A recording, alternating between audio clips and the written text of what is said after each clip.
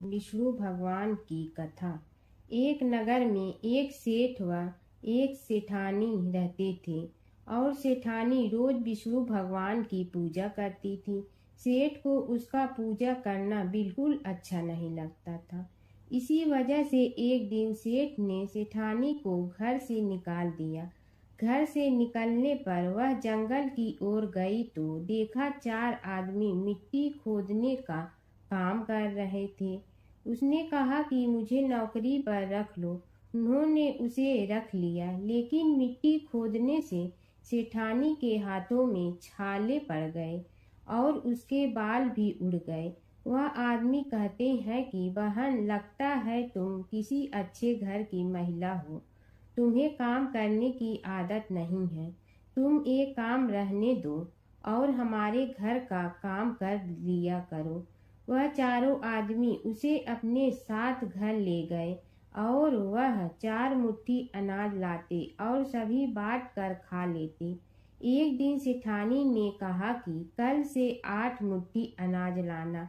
अगले दिन वह 8 मुट्ठी अनाज लाए और सेठानी पड़ोसन से आग मांग लाई। उसने भोजन बनाया, विष्णु भगवान को भोग लगाया, फिर सभी को खाने को दिया। सारे भाई बोले कि बहन, आज तो भोजन बहुत स्वादिष्ट बना है। सेठानी ने कहा कि भगवान का जूठा है तो स्वाद तो होगा ही। सेठानी के जाने के बाद सेठ भूखा रहने लगा और आस पड़ोस के सारे लोग कहने लगे कि ये तो सेठानी के भाग्य से खाता था। एक दिन सेठ अपनी सेठानी को ढूंढने चल पड़ा। उसने ढूंढते हुए वह भी उस जंगल में पहुंच गया जहां वह चारों आदमी मिट्टी खोद रहे थे। सेठ ने उन्हें देखा तो कहा कि भाई, मुझे भी काम पर रख लो। उन आदमियों ने उसे काम पर रख लिया, लेकिन मिट्टी खोदने से उसके भी हाथों में छाले पड़ गए और बाल उड़ने लगे। उसकी यह हालत देख चारों बोले कि तुम्हें काम की आदत नहीं है, तुम हमारे साथ चलो और हमारे घर में रह लो। सेठ उन चारों आदमियों के साथ उनके घर चला गया और जाते ही उसने सेठानी को पहचान लिया, लेकिन सेठानी घूंघट में थी तो सेठ को देख नहीं पाई। सेठानी ने सभी के लिए भोजन तैयार किया और हर रोज की भांति विष्णु भगवान को भोग लगाया। उसने उन चारों भाइयों को भोजन परोस दिया, लेकिन जैसे ही वह सेठ को भोजन देने लगी तो विष्णु भगवान ने उसका हाथ पकड़ लिया। भाई बोले कि बहन, ये तुम क्या कर रही हो? वह बोली, मैं कुछ नहीं कर रही हूँ, मेरा हाथ तो विष्णु भगवान ने पकड़ लिया है। भाई बोले, हमें भी विष्णु भगवान के दर्शन कराओ। उसने भगवान से प्रार्थना की तो विष्णु जी प्रकट हो गए। सभी ने दर्शन किए। सेठ ने सेठानी से क्षमा मांगी और सेठानी को साथ चलने को कहा। भाइयों ने अपनी बहन को बहुत सा धन देकर विदा किया। जब सेठानी के साथ सेठ भी भगवान विष्णु की पूजा करने लगा और उनके परिणाम से उनका घर अन्न धन से भर गया। बृहस्पतिवार व्रत कथा।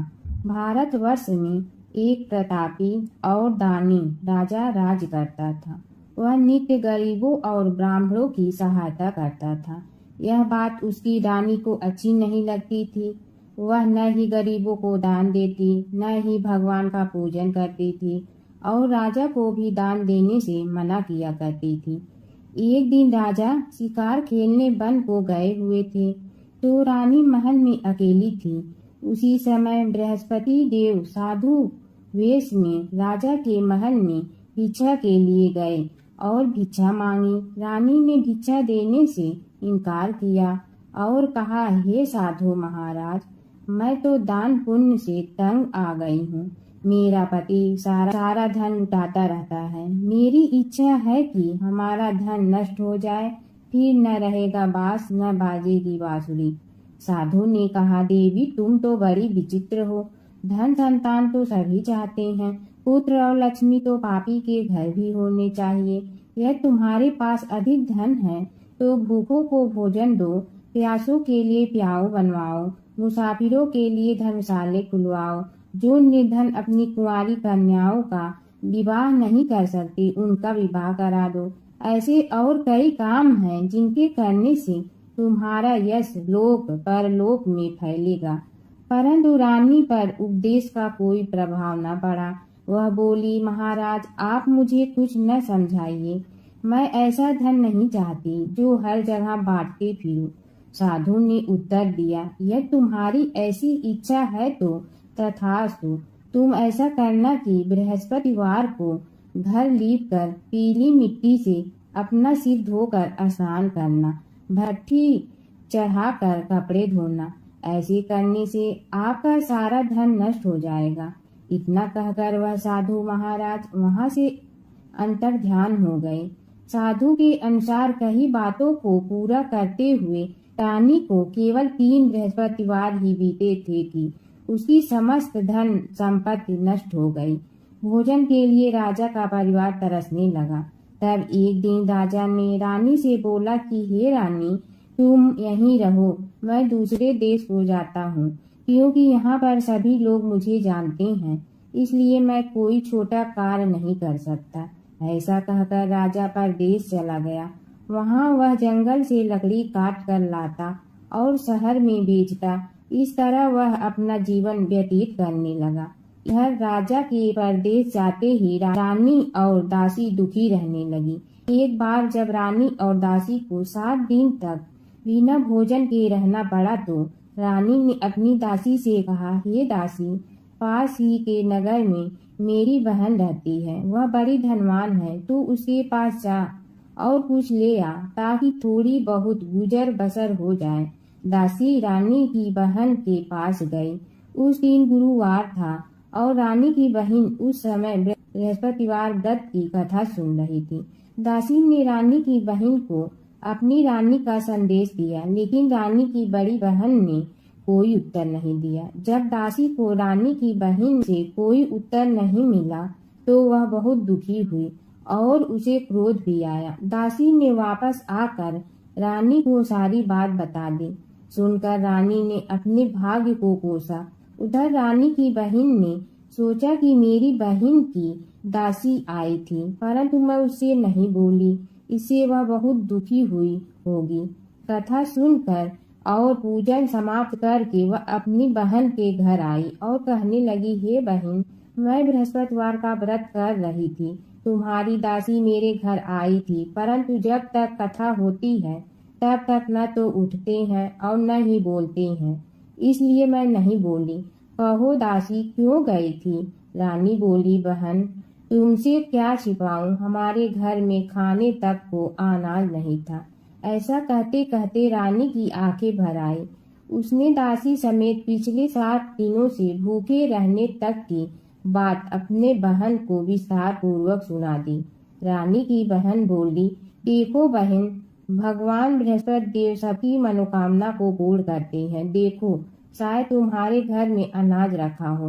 पहले तो रानी को विश्वास नहीं हुआ, पर बहन के आग्रह करने पर उसने अपनी दासी को अंदर भेजा तो उसे सचमुच अनाज से भरा एक घड़ा मिल गया। यह देखकर दासी को बड़ी हैरानी हुई। दासी रानी से कहने लगी, हे रानी, जब हमको भोजन नहीं मिलता तो हम व्रत ही तो करते हैं, इसलिए क्यों न इनसे व्रत और कथा की विधि पूछ लिया जाए ताकि हम भी व्रत कर सके। तब रानी ने अपनी बहन से बृहस्पतिवार व्रत के बारे में पूछा। उसकी बहन ने बताया, बृहस्पतिवार के व्रत में चने की दाल और मुनक्का से विष्णु भगवान का केले की जड़ में पूजन करें तथा दीपक जलाएं, व्रत कथा सुने और पीला भोजन ही करें, इससे बृहस्पति देव प्रसन्न होते हैं। व्रत और पूजन विधि बताकर रानी की बहन अपने घर को लौट गई। 7 दिन के बाद जब गुरुवार आया तो रानी और दासी ने व्रत रखा। गुड़साल में जाकर चना और गुड़ लेकर आई, फिर उससे केले की जड़ तथा विष्णु भगवान का पूजन किया। अब पीला भोजन कहाँ से आए, इस बात को लेकर दोनों बहुत दुखी थी, क्योंकि उन्होंने व्रत रखा था, इसलिए बृहस्पति देव उनसे प्रसन्न थे। इसलिए वे एक साधारण व्यक्ति का रूप धारण कर 2 थालों में सुंदर पीला भोजन दासी को दे गए। भोजन पाकर दासी प्रसन्न हुई और फिर रानी के साथ मिलकर भोजन ग्रहण किया। उसके बाद वे सभी गुरुवार को व्रत और पूजन करने लगी। बृहस्पति भगवान की कृपा से उनके पास फिर से धन संपत्ति आ गई, परंतु रानी फिर से पहले की तरह आलस करने लगी। तब दासी बोली, देखो रानी, तुम पहले भी इस प्रकार का आलस करती थी। तुम्हें धन रखने में कष्ट होता था, इस कारण सभी धन नष्ट हो गया, और अब जब भगवान बृहस्पति की कृपा से धन मिला है तो तुम्हें फिर से आलस क्यों आता है। रानी को समझाते हुए दासी कहती है कि बड़ी मुसीबतों के बाद हमने यह धन पाया है, इसलिए हमें दान पुण्य करना चाहिए, भूखे मनुष्यों को भोजन कराना चाहिए और धन को शुभ कार्यों में खर्च करना चाहिए, जिससे तुम्हारे कुल का यश बढ़ेगा, स्वर्ग की प्राप्ति होगी और पितृ प्रसन्न होंगे। दासी की बात मानकर रानी अपना धन शुभ कार्यों में खर्च करने लगी, जिससे पूरे नगर में उसका यश फैलने लगा। बृहस्पतिवार व्रत कथा के बाद श्रद्धा के साथ आरती की जानी चाहिए। इसके बाद प्रसाद बांटकर उससे ग्रहण करना चाहिए। एक दिन राजा दुखी होकर जंगल में एक पेड़ के नीचे आसन जमा कर बैठ गया। वह अपनी दशा को याद करके व्याकुल होने लगा। बृहस्पतिवार का दिन था। एकाएक उसने देखा कि निर्जन वन में एक साधु प्रकट हुआ। वह साधु भेष में स्वयं बृहस्पति देवता थे। लकड़हारे के सामने आकर बोले, हे लकड़हारे, इस सुनसान जंगल में तू चिंतामग्न क्यों बैठा है। लकड़हारे ने दोनों हाथ जोड़कर प्रणाम किया और उत्तर दिया, महात्मा जी, आप सब कुछ जानते हैं, मैं क्या कहूँ। यह कहकर रोने लगा और साधु को अपनी आत्मकथा सुनाई। महात्मा जी ने कहा, तुम्हारी स्त्री ने बृहस्पति के दिन बृहस्पति भगवान का निरादर किया है, जिसके कारण रुष्ट होकर उन्होंने तुम्हारी यह दशा कर दी है। अब तुम चिंता को दूर करके मेरे कहने पर चलो तो तुम्हारे सब कष्ट दूर हो जाएंगे और भगवान पहले से भी अधिक संपत्ति देंगे। तुम बृहस्पति के दिन कथा किया करो। 2 पैसे चना मुनक्का लाकर उसका प्रसाद बनाओ और शुद्ध जल से लोटे में शक्कर मिलाकर अमृत तैयार करो। कथा के पश्चात अपने सारे परिवार और सुनने वाले प्रेमियों में अमृत व प्रसाद बांटकर आप भी ग्रहण करो। ऐसा करने से भगवान तुम्हारी सब मनोकामनाएं पूरी करेंगे। साधु के ऐसे वचन सुनकर लकड़हारा बोला, हे प्रभु, मुझे लकड़ी बेचकर इतना पैसा नहीं मिलता जिससे भोजन के उपरांत कुछ बचा सकूं। मैंने रात्रि में अपनी स्त्री को व्याकुल देखा है। मेरे पास कुछ भी नहीं जिससे मैं उसकी खबर मंगा सकूं। साधु ने कहा, हे लकड़हारे, तुम किसी बात की चिंता मत करो। बृहस्पति के दिन तुम रोजाना की तरह लकड़ियां लेकर शहर को जाओ। तुमको रोज से दुगना धन प्राप्त होगा, जिससे तुम भली भांति भोजन कर लोगे तथा बृहस्पति देव की पूजा का सामान भी आ जाएगा। इतना कहकर साधु अंतर ध्यान हो गया। धीरे धीरे समय व्यतीत होने पर फिर वही बृहस्पतिवार का दिन आया। लकड़हारा जंगल से लकड़ी काट कर किसी शहर में बेचने गया। उसे उस दिन और दिन से अधिक पैसा मिला। राजा ने चना गुड़ आदि लाकर गुरुवार का व्रत किया। उस दिन से उसके सभी क्लेश दूर हुए। परंतु जब दोबारा गुरुवार का दिन आया तो बृहस्पतिवार का व्रत करना भूल गया। इस कारण बृहस्पति भगवान नाराज हो गए। उस दिन उस नगर के राजा ने विशाल यज्ञ का आयोजन किया तथा शहर में यह घोषणा करा दी कि कोई भी मनुष्य अपने घर में भोजन न बनावे, न आग जलावे। समस्त जनता मेरे यहाँ भोजन करने आवे। इस आज्ञा को जो न मानेगा उसे फांसी की सजा दी जाएगी। इस तरह की घोषणा संपूर्ण नगर में करवा दी गई।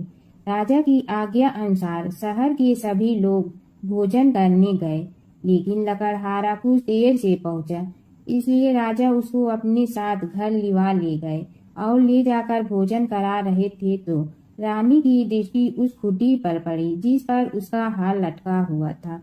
वह वहां पर दिखाई नहीं दिया। रानी ने निश्चय किया कि मेरा हार इस मनुष्य ने चुरा लिया है।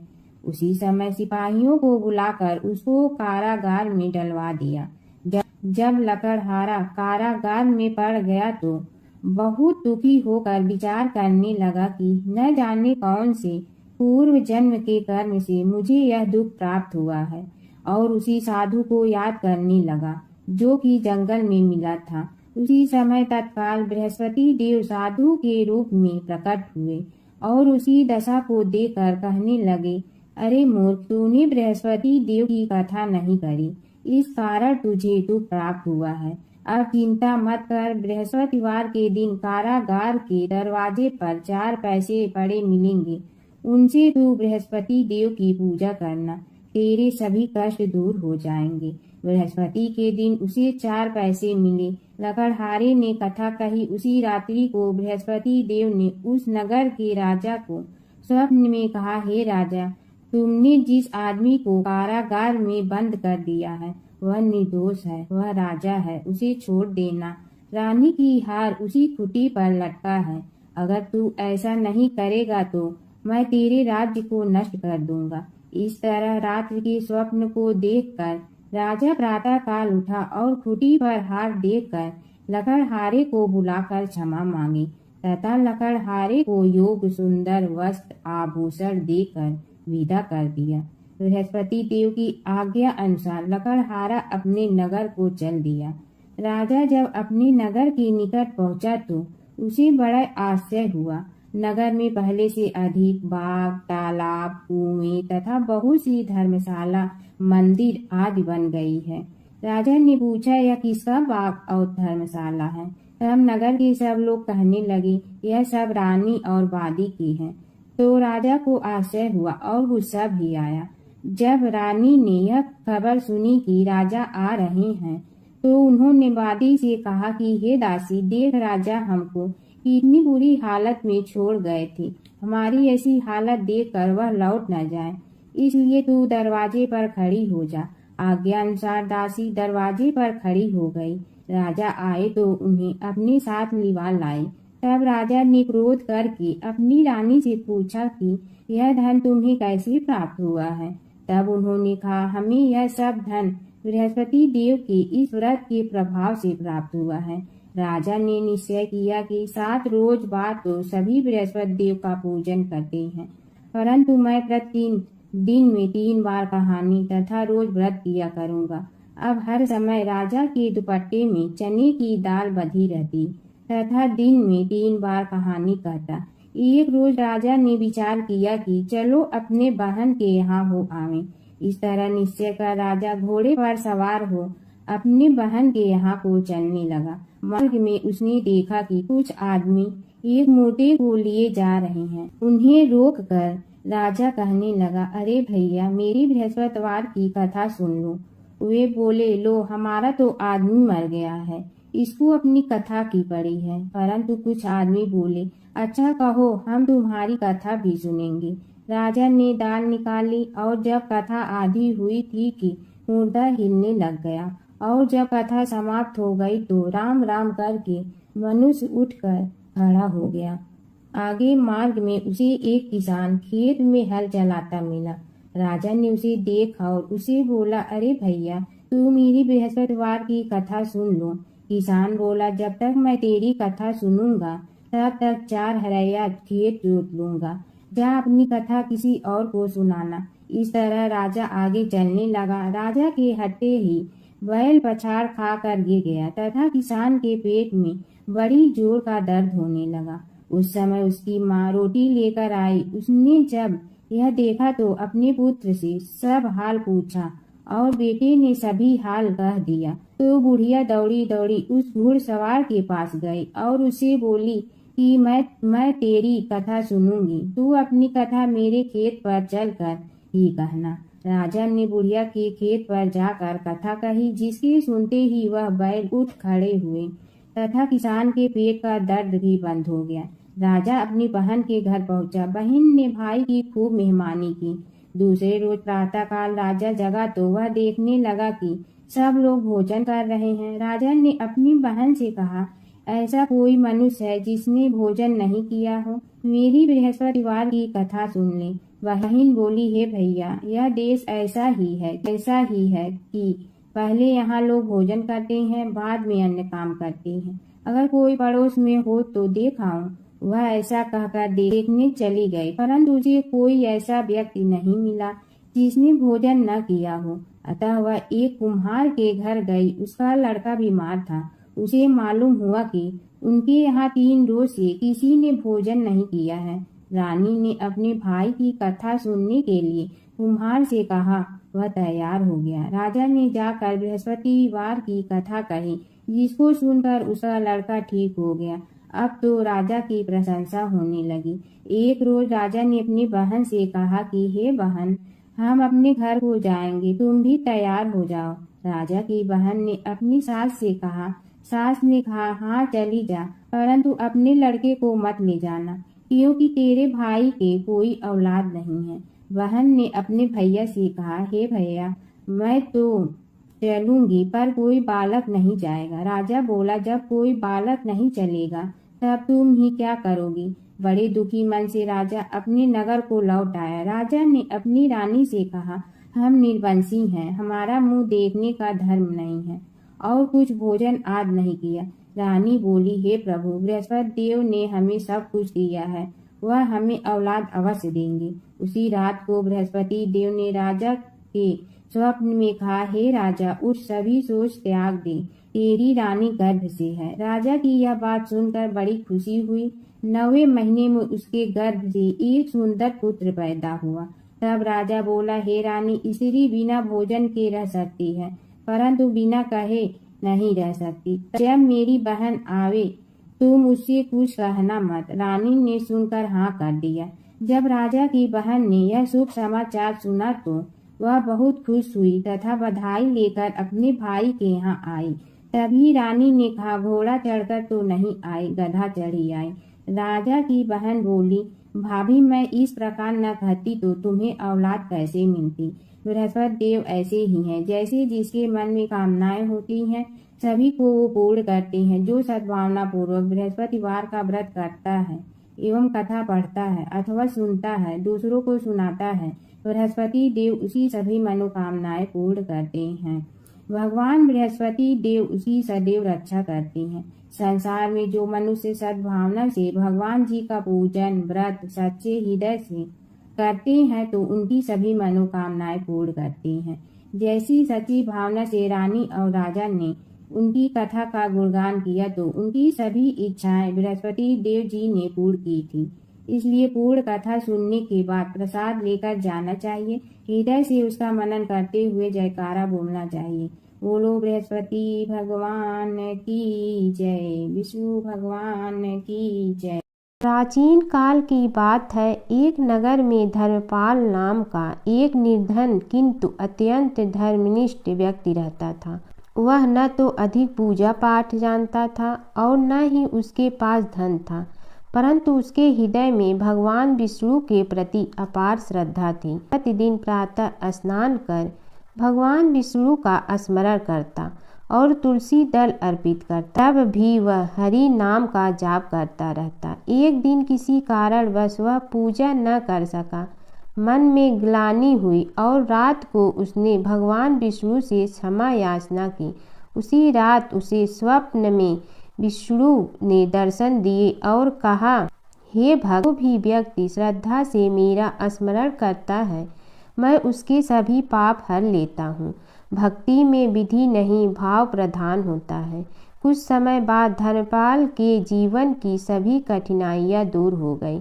उसके घर में सुख शांति और समृद्धि आ गई। अंत समय में उसे वैकुंठ लोक की प्राप्ति हुई। विष्णु भगवान की कथा। एक नगर में एक सेठ व एक सेठानी रहते थे और सेठानी रोज विष्णु भगवान की पूजा करती थी। सेठ को उसका पूजा करना बिल्कुल अच्छा नहीं लगता था। इसी वजह से एक दिन सेठ ने सेठानी को घर से निकाल दिया। घर से निकलने पर वह जंगल की ओर गई तो देखा 4 आदमी मिट्टी खोदने का काम कर रहे थे। उसने कहा कि मुझे नौकरी पर रख लो। उन्होंने उसे रख लिया, लेकिन मिट्टी खोदने से सेठानी के हाथों में छाले पड़ गए और उसके बाल भी उड़ गए। वह आदमी कहते हैं कि बहन, लगता है तुम किसी अच्छे घर की महिला हो, तुम्हें काम करने की आदत नहीं है। तुम एक काम रहने दो और हमारे घर का काम कर लिया करो। वह चारों आदमी उसे अपने साथ घर ले गए और वह 4 मुट्ठी अनाज लाते और सभी बांट कर खा लेते। एक दिन सेठानी ने कहा कि कल से 8 मुट्ठी अनाज लाना। अगले दिन वह 8 मुट्ठी अनाज लाए और सेठानी पड़ोसन से आग मांग लाई। उसने भोजन बनाया, विष्णु भगवान को भोग लगाया, फिर सभी को खाने को दिया। सारे भाई बोले कि बहन, आज तो भोजन बहुत स्वादिष्ट बना है। सेठानी ने कहा कि भगवान का जूठा है तो स्वाद तो होगा ही। सेठानी के जाने के बाद सेठ भूखा रहने लगा और आस पड़ोस के सारे लोग कहने लगे कि ये तो सेठानी के भाग्य से खाता था। एक दिन सेठ अपनी सेठानी को ढूंढने चल पड़ा। उसने ढूंढते हुए वह भी उस जंगल में पहुंच गया जहां वह चारों आदमी मिट्टी खोद रहे थे। सेठ ने उन्हें देखा तो कहा कि भाई, मुझे भी काम पर रख लो। उन आदमियों ने उसे काम पर रख लिया, लेकिन मिट्टी खोदने से उसके भी हाथों में छाले पड़ गए और बाल उड़ने लगे।